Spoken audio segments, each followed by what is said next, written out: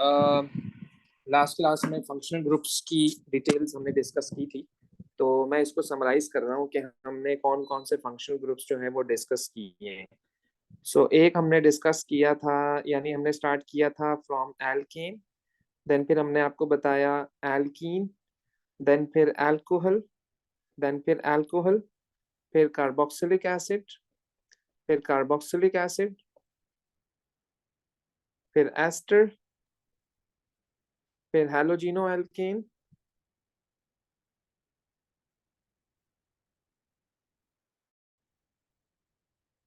Then फिर amine, then फिर amide, amide, then nitrile और दैट्स इट। तो ये फंक्शनल ग्रुप्स जो हैं वो आपको पता होने चाहिए। तो हम इनको डिस्कस करेंगे। ऑब्वियसली हम स्टार्ट कर रहे हैं from the first part, that is alkane. तो ये मैंने आपको एक समराइज करवा दिया।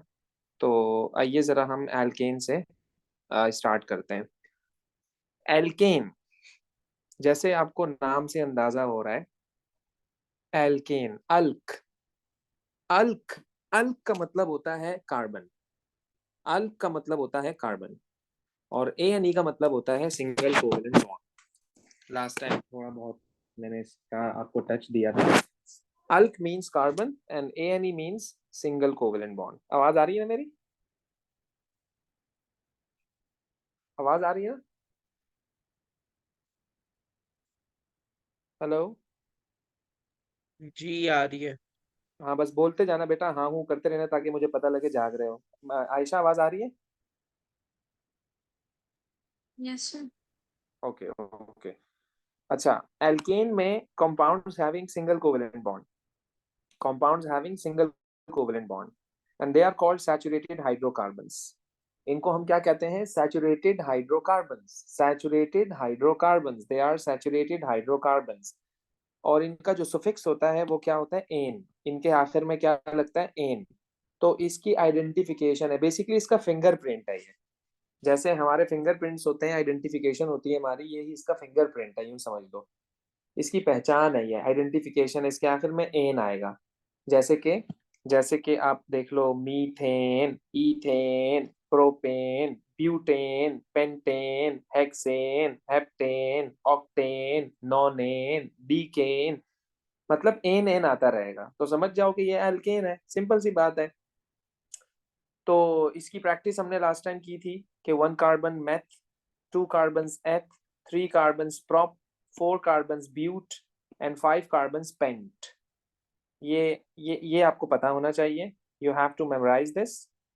1 कार्बन को मेथ, 2 कार्बन को एथ, 3 कार्बन को प्रोप, 4 कार्बन को bute, this is not but, 5 carbon को पेंट। तो ये मैंने लिखा 1 कार्बन।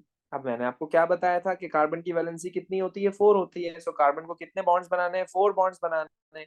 ये देखो, कार्बन ने 4 बॉन्ड्स बना लिए, एक इसके साथ, एक इसके साथ, एक इसके साथ, एक इसके साथ, बना लिए कार्बन ने 4 बॉन्ड। सिंपल। जब कार्बन ने 4 बॉन्ड्स बना लिए, अब मैंने आपसे पूछा, हाँ भाई कितने हाइड्रोजन है? आपने कहा सर 4। मैंने कहा फॉर्मूला क्या बना? आपने कहा सर CH4। गुड। सो कितने कार्बन है? आपने कहा 1।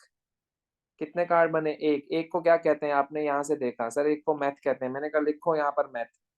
फिर मैंने कहा और सिंगल बॉन्ड है, डबल बॉन्ड है, ट्रिपल बॉन्ड है? आपने कहा सर सिंगल बॉन्ड है। सिंगल बॉन्ड हो तो क्या लगता है? आपने कहा एन। मैंने कहा लगा दो एन।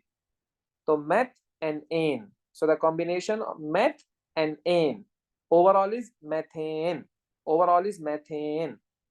सो इसी तरह से जब आप 2 कार्बन की मतलब कॉन्फ़िगरेशन करोगे, 2 कार्बन का स्ट्रक्चर बनाओगे, so each carbon must have 4 bonds. So this is the one, this is the second. So first carbon के साथ 4 बॉन्ड्स आ गए, देन सेकंड कार्बन के साथ आपके पास 4 बॉन्ड आ गए। तो ओवरऑल आपका स्ट्रक्चर बन गया। कितने कार्बन है? आप बोलोगे 2। मैं कहूंगा 2 कार्बन को क्या कहते हैं? आप बोलोगे एथ कहते हैं। सो सिंगल बॉन्ड है जी सर, सिंगल बॉन्ड है। क्या लगाना चाहिए सर? एन लगाना चाहिए। तो लगा दो, तो लगा दो। आपने लगा दिया तो बन गया एथेन, एथेन। इसी तरह से फिर मैंने आपको कहा 3 कार्बन, आपने बना लिए 3 कार्बन। मैंने कहा हर कार्बन के साथ कितने बॉन्ड होने चाहिए? आपने कहा सर 4 होने चाहिए। मैंने कहा लगाओ फिर। इस कार्बन के साथ 1 2 3 4, बीच वाले कार्बन के साथ 1 2 3 4, इस कार्बन के साथ 1 2 3 4. So every carbon is happy. Every carbon has fully bonded, like it has the four bonds. तो होने भी 4 ही चाहिए. फिर मैंने कहा कितने कार्बन है, आपने कहा सर 3. मैंने कहा 3 को क्या क्या कहते हैं, आपने कहा सर प्रॉप कहते हैं. मैंने कहा सिंगल बॉन्ड है डबल, आपने कहा सर सिंगल है. सिंगल है तो क्या लगाऊं, आपने कहा सर ANE लगा दो. तो क्या बन गया, प्रोपेन. क्या बन गया, प्रोपेन. इसी तरह से 4 कार्बन. मैंने कहा कितने कार्बन, आपने कहा सर 4 कार्बन है. 4 को क्या कहते हैं, आपने कहा सर ब्यूट कहते हैं. मैंने लगाओ ब्यूट, तुमने लिखा ब्यूट. मैंने कहा सिंगल बॉन्ड है, आपने कहा यस. तो क्या लगा दें सर, ANE लगा दें. तो ANE लगा दिया, तो क्या बन गया, ब्यूटेन. इसी तरह से तुम 5 का बना लो, 6 का बना लो, 7 का बना लो, 8 का बना लो, 9 का बना लो, 100 का बना लो, 200 का बना लो. मतलब कि मैंने आपको कॉन्सेप्ट दे दिया. मैंने आपको कॉन्सेप्ट दे दिया कि this is methane, this is ethane, this is propane, this is butane. Valency is 4, carbon की valency is 4, so carbon can make 4 bonds. लाजमी, मैंडेटरी है, लाजमी है, हर सूरत में, हर हाल में, हर कंडीशन में it has to make 4 bonds. हर हाल में it has to make 4 bonds. ये बात याद रखिएगा बस. ओके, इसको 4 बॉन्ड्स बनाने हैं. तो ये स्ट्रक्चर बन गया आपके पास शुरू के कुछ जो है वो एल्केन के फैमिली मेंबर्स का. अच्छा, अब आइए जरा आप, अभी अभी तक जो हमने स्ट्रक्चर बनाए ना वो बिल्कुल स्ट्रेट बनाए, like that, like straight chain structures. They are straight chain structures. अब हमारे पास कुछ ब्रांच्ड स्ट्रक्चर्स भी होते हैं. जरूरी नहीं है कि स्ट्रेट ही हो, ब्रांच भी हो सकते हैं यार, ब्रांच भी हो सकते हैं. तो ब्रांचिंग स्ट्रक्चर काफी आपसे जो है वो MCQ में पूछता है, कंफ्यूज करता है, because we have to discuss the topic that is called isomerism. वो भी हम जो है वो डिस्कस करेंगे. और then you must know that how to give the name to the compound. एक एक नेमिंग होती है, एक रूल है, रेगुलेशंस हैं इसके. तो वो मैं आपको बताता हूँ कि वो किस तरह से करते हैं. उसमें होता ये है कि एक आइडिया दे दूं मैं आपको कि लेट सपोज होता कुछ ऐसा था कि भाई आपने जो है ना वो PhD करनी है. लेट सपोज, अब थोड़ा सिनेरियो को समझना. भाई आपने PhD करनी है और आप चले गए सऊदीया या जर्मनी चले गए या किसी भी कंट्री में आप चले गए, और आपका कोई ना कोई केमिकल जो है वो खत्म हो गया, किसी भी तरह से एक्सपायर हो गया, खराब हो गया, आपको पता नहीं लगा. और अब आपको केमिकल वहां से परचेज करना है, और you are from Pakistan and you know the chemical name, but आपको देसी नाम पता है उसका. हर चीज के होते हैं ना देसी नाम भी होते हैं, कुछ प्रोफेशनल नेम्स भी होते हैं कि बस कंपाउंड का ये नाम है तो बस यही है. और कुछ का तो हमने पाकिस्तान में वैसे ही सेट किए हुए होते हैं. जैसे मिसाल के तौर पर कॉपर सल्फेट को हम जो है वो नीला थोथा भी कहते हैं, नीला थोथा. इसी तरह से सल्फ्यूरिक एसिड को हम ऑयल ऑफ विट्रियोल भी कहते हैं. कॉपर सल्फेट को ब्लू विट्रियोल भी कहते हैं. मतलब चीजों के नाम है ना, कुछ कुछ कॉमन नेम होते हैं, कुछ साइंटिफिक नेम्स होते हैं. कॉमन नेम, कॉमन नेम जरूरी नहीं है कि मतलब पता हो सबको. एक होता है ना professional name through out the globe, वो वो सबके लिए सेम हो, उसके लिए कुछ रूल्स एंड रेगुलेशंस होने चाहिए. इसी परेशानी को देखते हुए एक पूरी कमेटी बैठी थी, 90s की बात है ये. तो उसमें उन्होंने कुछ रूल्स एंड रेगुलेशंस बनाए कि इन रूल्स के अकॉर्डिंगली हम कंपाउंड्स को क्या देंगे, नेमिंग करेंगे. कंपाउंड्स की क्या करेंगे, हम नेमिंग करेंगे. तो वो मैं थोड़ा सा आपको एक उसका टच दे दूं, इतना ज्यादा ओ लेवल्स में आपसे वो पूछेगा नहीं. तो कुछ थोड़ा बहुत एक कॉन्सेप्ट मैं आपको दे रहा हूँ, जरा गौर से सुनिएगा. सबसे पहली बात तो आपको क्या करना है बेटा, जब भी आप कंपाउंड का नाम देंगे, किसी भी कंपाउंड का जब आप नाम देंगे, सो you have to select the long carbon chain. You have to select the long carbon chain. एक तो रूल ये है, select long continuous carbon chain. Long continuous carbon chain, ये रूल नंबर 1 है. Long continuous carbon chain, this is rule number 1. फिर rule number 2 क्या कहता है, रूल नंबर 2 क्या कहता है, identify branch. Identify branch. and give the least number, and give the least number, basically give the least number, give the least number। Then क्या कहते हैं कि जब आप कंपाउंड का नाम दोगे, जब आप कंपाउंड का नाम दोगे तो पहले आप सर आपकी आवाज नहीं आ रही। करोगे,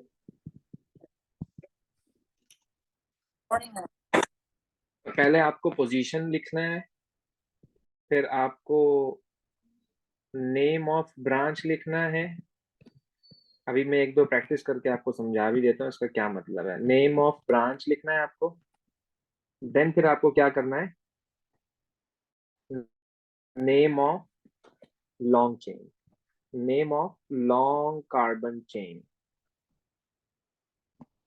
ये रूल नंबर 3 है, ये रूल नंबर 3 है। और अब आइए जरा इसकी थोड़ी सी प्रैक्टिस करवा देता हूँ मैं आपको। बेटा लेट्स सपोज हमारे पास कुछ इस तरह का स्ट्रक्चर है, 1 2 3 एंड 4। ये मैंने हाइड्रोजन लगा दिए हैं यहाँ पर कुछ इस तरह से, ये मैंने हाइड्रोजन लगा दिए। अच्छा, मैं इसको यूं भी तो बना सकता हूँ ना, मैं इसको यूं भी तो बना सकता हूँ, लेकिन मैं आप लोगों को ज्यादा उलझन में डालना नहीं चाह रहा। इस तरह से स्ट्रक्चर थोड़ा सा कॉम्प्लेक्स शेप इख्तियार कर लेता है और फिर बच्चे को संभालना मुश्किल हो जाता है कि यार ये लिखा क्या हुआ है। तो मैंने इसी स्ट्रक्चर को बेसिकली शॉर्ट कर दिया, मैंने इसको जो है वो इस पूरे को मैंने यूं बना दिया। तो आप यूं समझ लो कि यहाँ पर ये CH3 है, तो जैसे CH3, फिर एक CH3 ये है, ये वाला ये रहा, फिर एक CH3 ये है, तो ये वाला CH3 ये रहा, फिर एक CH ये है, तो ये वाला CH मैंने यहाँ बना दिया कुछ ऐसे, उसको कुछ इस स्टाइल उसका चेंज कर दिया। बात समझ लो, मैंने स्टाइल चेंज कर दिया उसका। अच्छा जी, ओके। तो अब हुआ क्या, बेसिकली अब हुआ क्या कि बात एक ही है, बात एक ही है। आइए जरा रूल अप्लाई करते हैं। आइडेंटिफाई यानी select the long continuous carbon chain, identify और select the long continuous carbon chain. तो बेटा ये आपकी लॉन्ग कार्बन चेन है, continuous carbon chain. This is the continuous carbon chain. Aisha, CH3 and H3C are the same. Yes, exactly. CH3 and H3C are the same. Okay.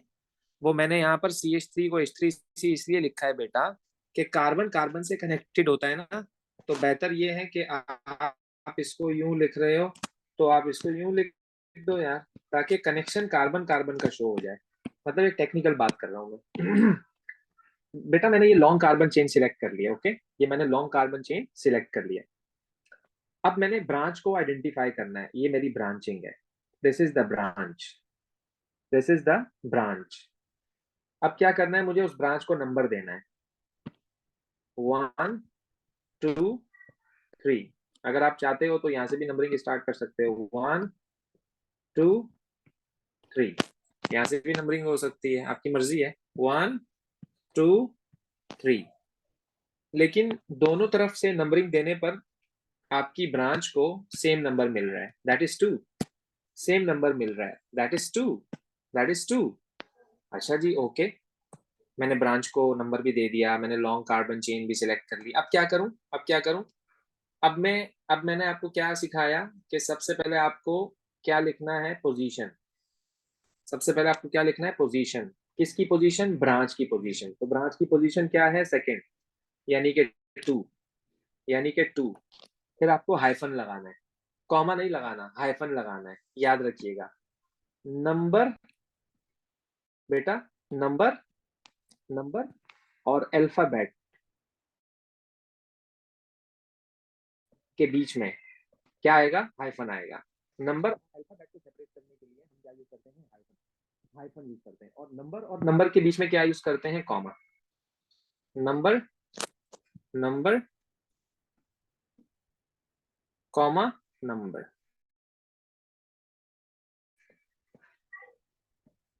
अच्छा जी, so two, two is the position, two is the position, किसकी position? Branch की position. फिर name of branch, फिर name of branch. तो name of branch, branch में क्या है? सिर्फ एक ही तो कार्बन है, एक कार्बन को हम क्या कहते हैं? मीथाइल। दिस इज क्या? मीथाइल। टू पोजीशन पे क्या लगा हुआ है? मीथाइल। टू पोजीशन पे क्या लगा हुआ है? मीथाइल। फिर मैंने क्या कहा? Name of long chain, name of long chain. Name of long chain में कितने कार्बन है? लॉन्ग चेन में 3 carbon. So this is simple, propane. This is propane. बेटा इसको कहते हैं हम, ये नाम जो है through out the world, throughout the globe, it's the same. In Pakistan, this is 2-methyl propane. In Germany, this is 2-methyl propane. In Saudi, 2-methyl propane. Qatar, Dubai, Oman, Iraq, Iran, everywhere, this would remain the same. तो ये एक फायदा है ना, मतलब through out the globe अब आपकी communication easy हो गई, कम्युनिकेशन आपकी ईजी हो गई। जैसे इंग्लिश इज इंटरनेशनल लैंग्वेज, मतलब हर कॉम का बंदा, हर कंट्री का बंदा, like English, he can, like they can speak English very well. So communication easy होगी ना हमारी। अगर मैं अपनी जबान में बात करूं, तुम अपनी जबान में बात करो, तो तुम्हें भी कुछ भी नहीं समझ आएगा, मुझे भी कुछ भी नहीं समझ आएगा। तो इसीलिए कुछ केमिकल लैंग्वेज होती है कि यार मैं अगर किसी को कंपाउंड का नाम बताऊं तो मेरी बात को वो समझ जाए। तो इसलिए हम ये नेम जो है ना, नेमिंग को डिस्कस कर रहे होते हैं। अच्छा, इसी तरह से बेटा अगर मैं आपको कहूँ कि, अच्छा एक चीज मजे की बात मैं आपको बताऊं कि 4 कार्बन से ज्यादा आपको करना ही नहीं है, तो इतनी कॉम्प्लेक्स नेमिंग आएगी भी नहीं कि 5 कार्बन की आ रही है, 6 की आ रही है, कि तुम ही परेशान हो जाओ कि चल क्या रहा है। ऐसा कुछ भी नहीं होगा। अच्छा अब जरा मुझे ये बताइएगा बेटा,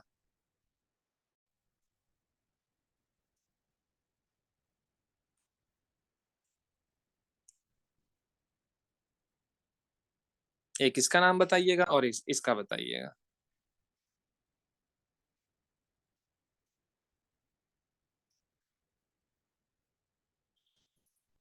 और एक इसका बताइएगा।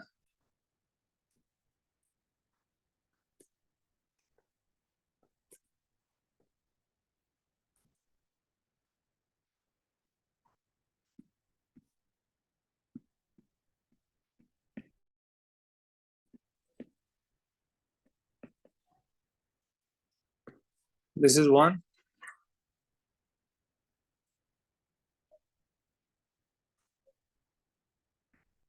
चलो बेटा बताइएगा जरा, पहले वाले का नाम क्या होना चाहिए? यस।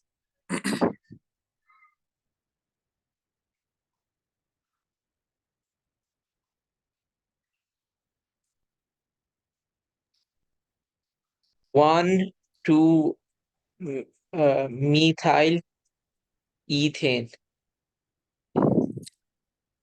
देखो अब मैंने क्या किया यहाँ पर, आपको अकॉर्डिंग टू द रूल अगर देखा जाए तो आपने सबसे पहले लॉन्ग कॉन्टिन्यूअस कार्बन चेन को सिलेक्ट करना है। अकॉर्डिंग टू द रूल आपने लॉन्ग कॉन्टिन्यूअस कार्बन चेन को सिलेक्ट करना है। तो बेटा ये आपकी लॉन्ग कॉन्टिन्यूअस कार्बन चेन है, ये आपकी लॉन्ग कॉन्टिन्यूअस कार्बन चेन है। Like this is 1, this is 2, this is 3, this is 4। There is no any branch, there is no any branch. अब तुम बोलोगे हमारे साथ तो प्रैंक हो गया भाई।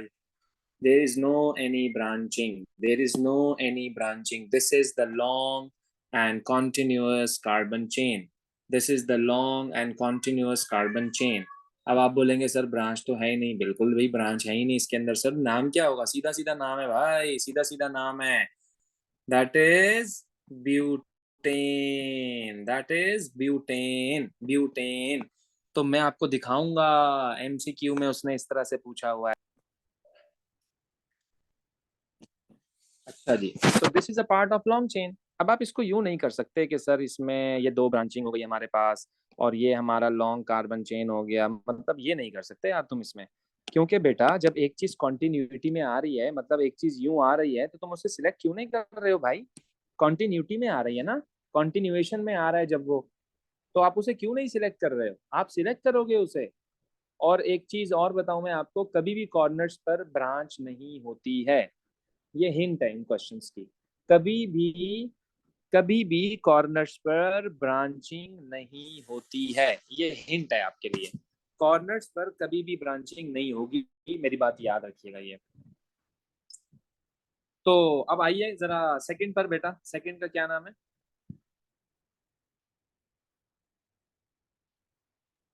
ब्यूटेन।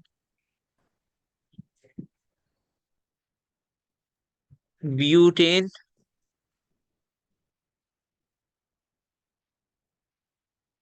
ब्यूटेन।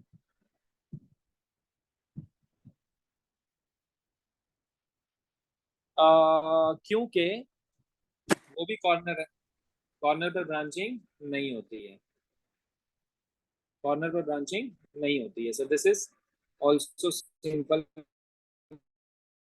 ब्यूटेन। थर्ड क्या होगा?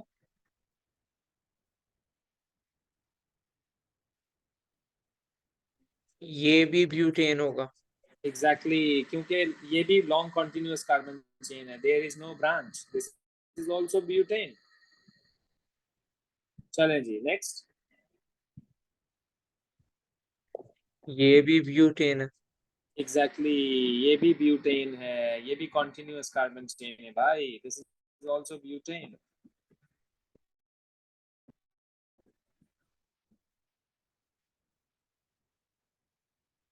चलें जी, जरा ये बताइएगा मुझे।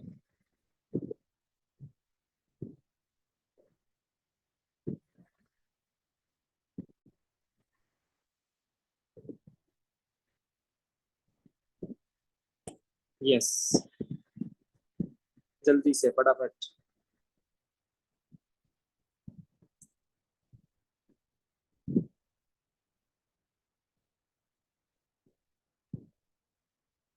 3 मिथाइल ब्यूटेन। 3 methyl butane. देखो आपने ये लॉन्ग चेन तो सिलेक्ट कर ली, ओके, आपने लॉन्ग चेन तो सिलेक्ट कर ली, इट्स ओके। अब जब आप ब्रांचिंग को सिलेक्ट कर रहे हो, this is your branch, yes this is your branch, लेकिन इस ब्रांच को नंबर कहाँ से दोगे? यहाँ से दोगे 1 2 3 4, या फिर आप यहाँ से दोगे 1 2 3 4। हमने आपको क्या बात सिखाई? हमने आपको क्या बात सिखाई कि give the least number, give the least number, यानी कि ब्रांच नंबरिंग मुझे यहाँ से नीचे से नहीं करनी चाहिए, नंबरिंग मुझे ऊपर से करनी चाहिए, ऊपर से करनी चाहिए। जब मैं ऊपर से नंबरिंग कर रहा हूँ तो ब्रांच को कौन सा नंबर मिल रहा है? Second number. So two methyl, two methyl. और फिर लॉन्ग चेन में कितने कार्बन है? 4, तो two methyl butane, two methyl butane, two methyl butane. ये बात याद रखिएगा, ओके। मतलब बिल्कुल इजी वाली, आप अपने जहन में रखिएगा, इतना कोई कॉम्प्लेक्स चीजें आने वाली नहीं है, बस आप ये याद रखिएगा। अच्छा एक चीज और, आप जरा मुझे बताइए बेटा, आ,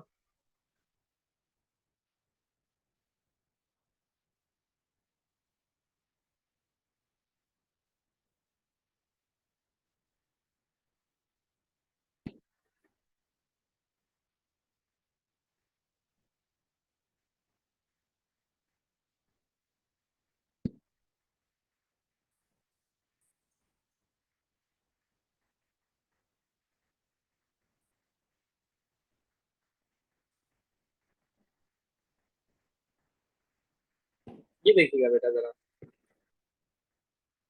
थोड़ा सा डिफरेंट स्टाइल बना के दिया है ताकि आपका कॉन्सेप्ट क्लियर हो ना, आपका कॉन्सेप्ट क्लियर होना चाहिए इसमें कि भाई क्या चल रहा है यार। जरा ट्राई करिएगा बेटा।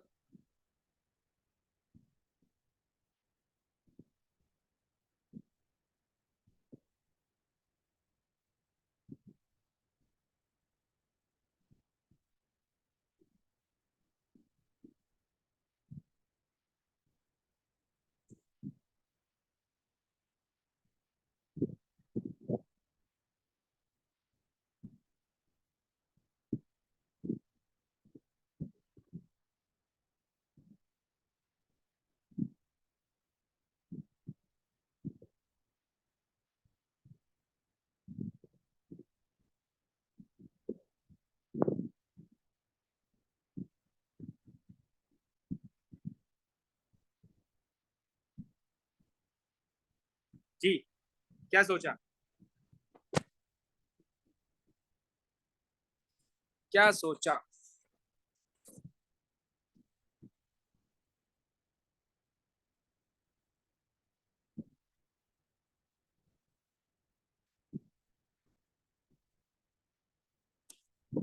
हाँ जी, चलो मैं बताता हूँ। बेटा अब आपने लॉन्ग चेन सिलेक्ट करनी है, राइट? तो जब आप लॉन्ग चेन सिलेक्ट करेंगे ना, तो अब आपको कुछ ऐसा करना है कि कॉन्टिन्यूअस भी हो, लॉन्ग भी हो। तो मैंने क्या किया, मैंने ये चेन सिलेक्ट कर ली। मैंने ये, चाहो तो नहीं, ये चाहो तो आप ये कर लो, चाहो तो आप चेन यूं सिलेक्ट कर लो, नो प्रॉब्लम। चाहो तो यूं कर लो, लेकिन लेकिन ऐसे नहीं कर सकते हो, ये गलत है। कॉन्टिन्यूअस एक ही दफा होगा, कुछ ऐसा। तो ये आपकी क्या बन गई, ब्रांच। ये आपकी क्या बन गई, ब्रांच। जब ये आपकी ब्रांच बन गई, जब ये आपकी ब्रांच बन गई, तो अब क्या करें भाई, अब क्या करें, आप नंबर नंबर दो यार इसको, 1 2 3 4 5 6। सेकेंड पोजीशन पर क्या लगा हुआ है, मीथाइल। और लॉन्ग चेन के कितने कार्बन है, 6, तो क्या बन जाएगा, हेक्सेन। Hexane, easy. आयशा समझ आ रहा है, आयशा?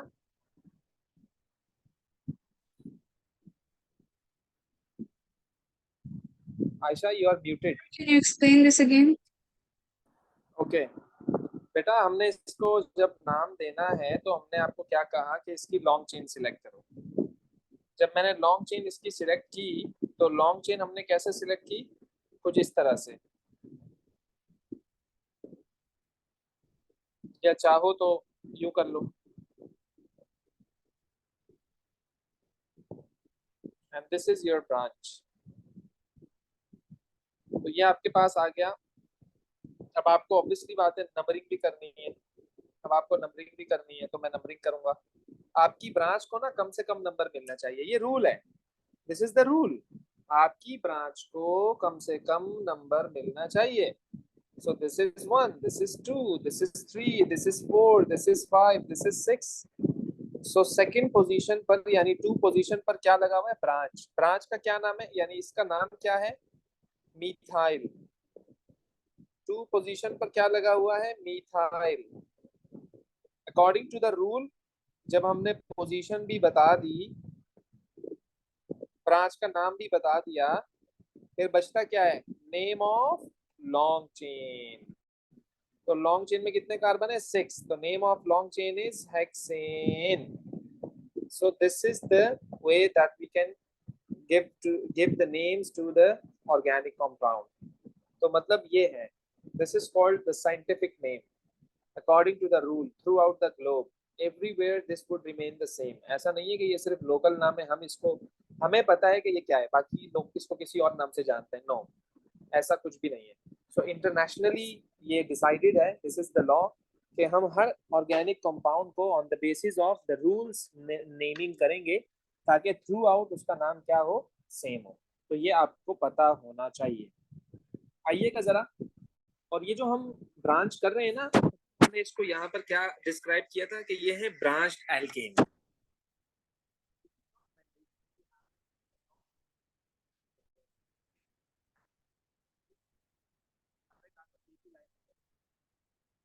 क्योंकि पॉसिबिलिटी तो है आपका ब्रांच लग जाए। देखो जैसे यहाँ पे मैंने ब्रांच बना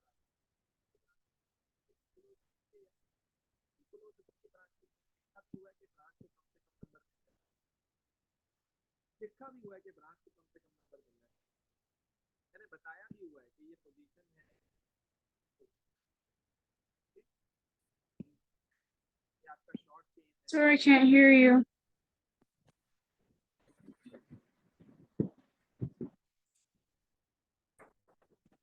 अच्छा, मैं आपको ये कह रहा हूँ कि मैंने यहाँ जिस तरह मैंने आपको बताया ना, इसी तरह ये भी आपको बता रहा हूँ कि ये पोजीशन है, ये ब्रांच का नाम है, और फिर ये लॉन्ग चेन का नाम है।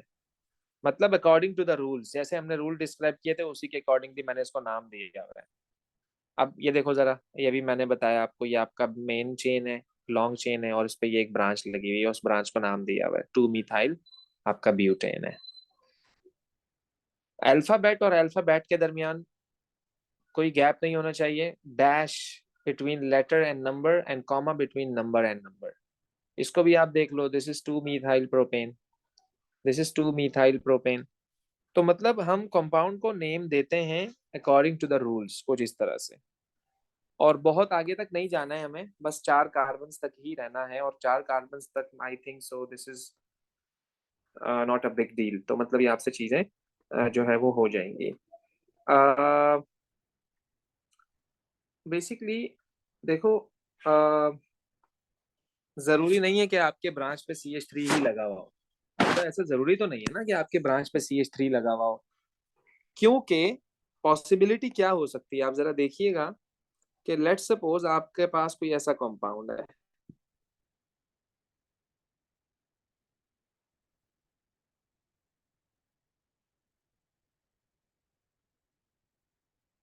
लेट्स सपोज अब इस टाइम आपकी जो ब्रांचिंग है वो क्लोरीन है। देखो सिनेरियो है इसमें, मतलब ऐसा नहीं है कि बस मैंने पहली दफा बताया कि CH3 ही ब्रांच होता है, ऐसा नहीं है। कभी इसकी जगह क्लोरीन होगा, कभी इसकी जगह ब्रोमीन होगा, कभी इसकी जगह OH होगा, कभी इसकी जगह NH2 होगा, कभी क्या होगा, कभी क्या होगा। तो अब मैं आपसे कहूंगा कि भाई ये आपका लॉन्ग चेन है, this is your branch, this is your branch. Branch को पोजीशन दो, नंबर दो, 1 2 3 4। तो ये हो जाएगा 2 क्लोरो ब्यूटेन, क्योंकि butane means 4 carbon atoms. 2 chloro butane, second position पर क्लोरीन लगा हुआ है। अगर सेकंड पोजीशन पर ब्रोमीन लगा हुआ होता तो मैं कहता 2 ब्रोमो ब्यूटेन। इसी तरह से आप क्या करोगे, कंपाउंड को नाम दोगे, चाहे वो कोई भी हो, चाहे वो कोई सा भी कंपाउंड हो। बस आपको ये कुछ रूल्स एंड रेगुलेशंस हैं, ये आपको याद रखने हैं, ये आपको याद रखने हैं। ओके जी। तो कुछ ये नेमिंग की हमने बातें की, कैसे लॉन्ग चेन को सिलेक्ट करना है, कैसे शॉर्ट चेन को सिलेक्ट करना है, क्या क्राइटेरिया है, किस तरह से नाम देते हैं। ओके जी, तो ये आपको बहुत ही अच्छी तरह से पता होना चाहिए। अब ये मैंने आपको एक नो हाउ दे दिया है इसका, फर्दर इसकी पास्ट पेपर जब हम करेंगे तो इसकी प्रैक्टिस हमारी फर्दर हो जाएगी। अच्छा जी, ये मैंने एक ही जगह कुछ फैमिली मेंबर्स को यहाँ पर पेश करने की कोशिश की है कि स्टार्ट के आपके पास है 5 कार्बन्स, मिथाइल टू पेंटेन। तो इसमें अगर आप देखें तो molecular formula, condensed formula, okay. अच्छा अब एक चीज देखो जरा यहाँ पर बेटा, मीथेन का molecular formula is CH4, condensed formula भी CH4, और स्ट्रक्चरल फॉर्मूला आपका ये है। स्ट्रक्चरल फॉर्मूला में आपने बॉन्ड को शो करना है, इथेन में देख लो C2H6, condensed formula is CH3CH3, यानी कि इसी से ही निकला है ये। अगर आप इसको और से देखो तो एक CH3 ये रहा, ये इन्होंने यहाँ लिख दिया, और एक CH3 ये रहा और ये इन्होंने यहाँ पर लिख दिया। So the same thing, confuse कर रहा है बस वो आपको। तो बस इन शॉर्ट ये मैंने कुछ फैमिली मेंबर्स को यहाँ पे दोबारा से लिख दिया ताकि आपको पता लग जाए भाई हाँ यार ये एल्केन के फैमिली मेंबर्स हैं कुछ, इन शॉर्ट। अच्छा जी, तो अब आइए जरा आप होमोलोगस सीरीज पर। होमोलोगस सीरीज पहले भी हमने आपको डिस्क्राइब किया था, हम एक दफा फिर आपको बता देते हैं कि होमोलोगस सीरीज होती क्या है। Basically the series in which the difference of to consecutive group is CH2। अब आप बोलोगे कैसे, तो मैं आपको कहूंगा यार कितने कार्बन है, आप बोलोगे सर एक, कितने हैं आप बोलोगे दो, कितने हैं तीन, कितने हैं चार, कितने हैं पांच। तो अगर मैं आपसे पूछूं इसका और इसका कितना डिफरेंस आया, आप बोलोगे सर CH2 का। इसका और इसका कितना है आप बोलोगे CH2 का, इसका और इसका कितना है आप बोलोगे CH2 का, इसका और इसका कितना है आप बोलोगे CH2 का। तो ऐसी सीरीज, लाइक मैं इस सीरीज की बात कर रहा हूँ, this is the series, alkane series, the series in which the difference of two consecutive group is CH2. The series in which the difference of two consecutive group is CH2, उसको हम कहते हैं homologous series. मैंने यहाँ पे लिखा भी हुआ है। अब होमोलोगस सीरीज की कुछ प्रॉपर्टीज हैं ऑब्वियसली। होमोलोगस सीरीज अभी हम एल्केन को डिस्कस कर रहे हैं, ये एल्केन की होमोलोगस सीरीज है। हर फंक्शनल ग्रुप की एक होमोलोगस सीरीज होती है ना? हर फंक्शनल ग्रुप की एक होमोलोगस सीरीज होती है particularly, but right now we are discussing the homologous series of alkene.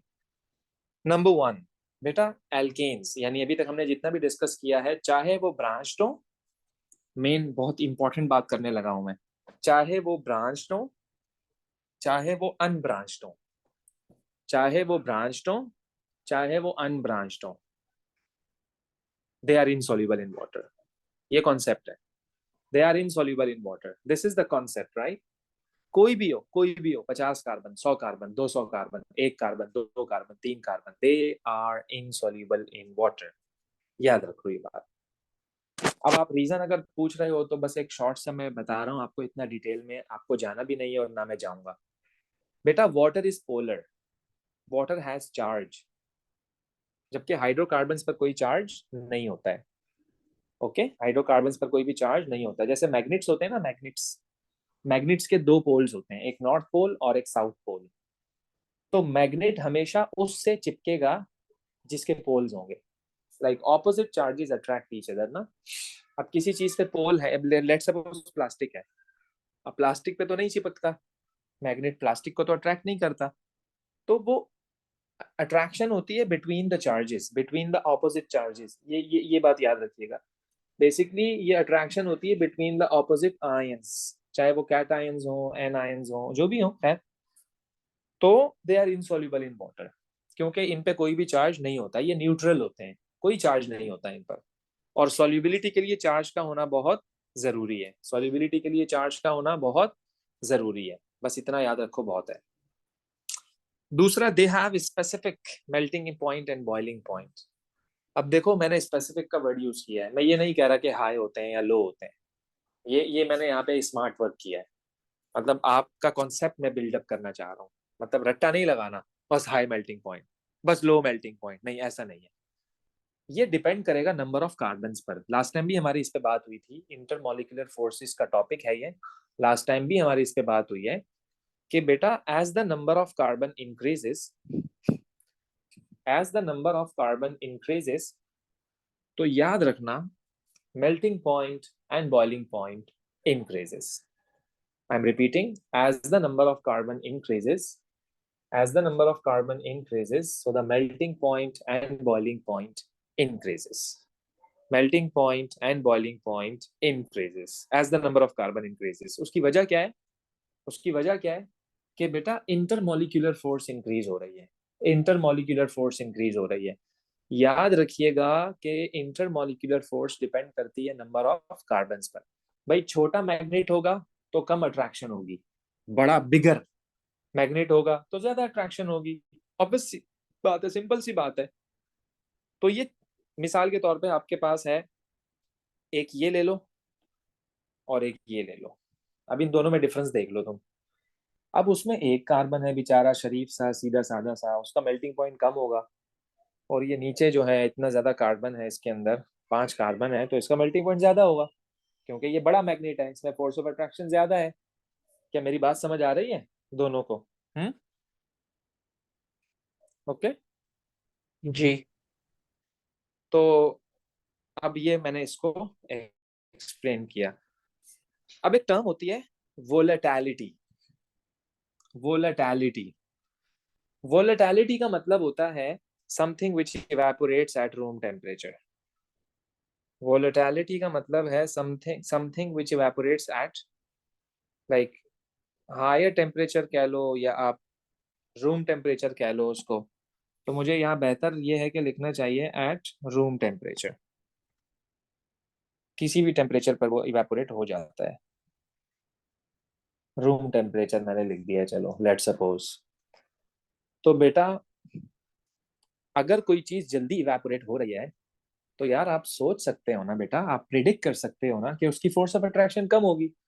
भाई मिसाल के तौर पर अगर मैं मदारका से हाथ मिलाता हूँ और मैंने इसका हाथ जो है ना वो बहुत मजबूती से पकड़ा हुआ है, बहुत जोर से पकड़ लिया मैंने, तो ये छुड़वा के दिखाए, नहीं छुड़वा सकता।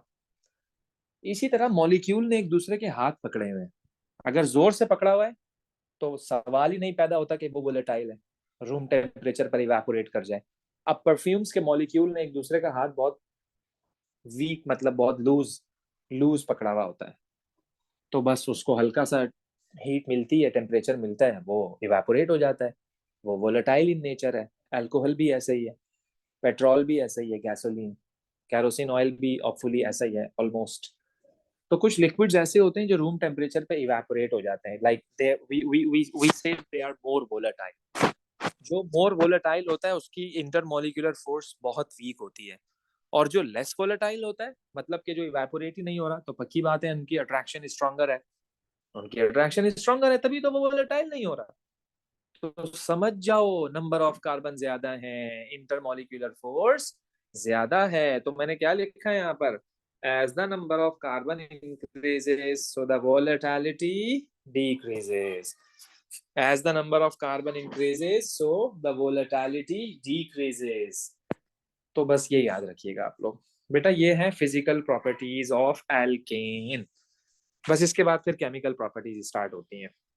तो फिजिकल प्रॉपर्टी तक आप लोगों को बहुत अच्छी तरह से पता होना चाहिए कि हम किस तरह से करेंगे इसको। ओके,